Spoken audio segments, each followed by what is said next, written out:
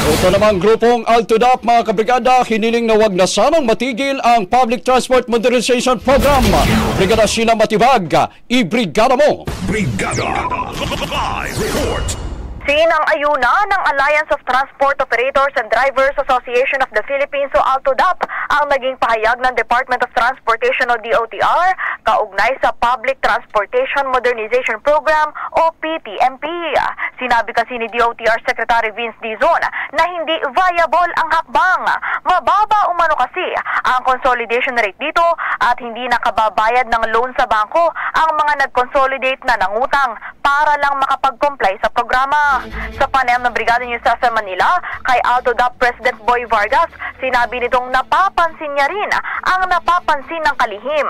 Aniya, bagaman may nakikita siyang mga pagkukulang, huwag naman sanang ipatigil ang PTMP.